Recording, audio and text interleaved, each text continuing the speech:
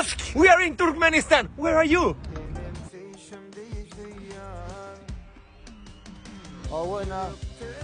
Tuğdum oğlanlarım. Selamun aleyküm. Bir tane gelişti doğru. Gelişe diyanmış.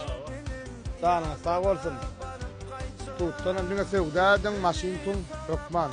Şunun koyaydan mı diyen doğru kafağa nerede koyar? Balalar onu aytamam. Berekela sağ olsun. Üstüne sülük yok. Minnettar. Gödel yurdumda siyahat etmeye gelen siyahatçılarımızda ne? Yüksek bir traktik geçtiler. Canlar sağ olsun. Görün akvaşa kaymasıyla. Bu yerler bağda doğru.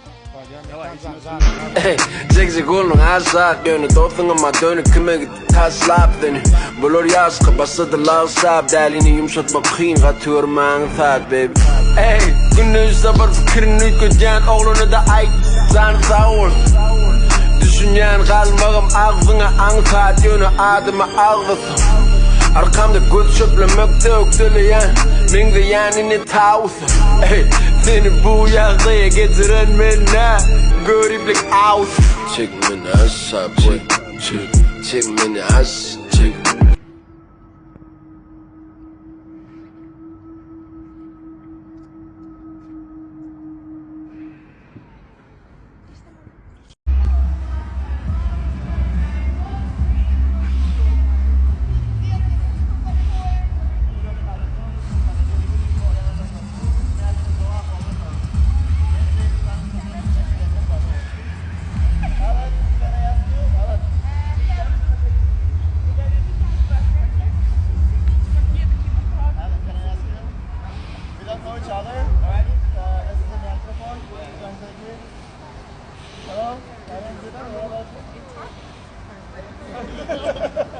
Hello, my name is Alan.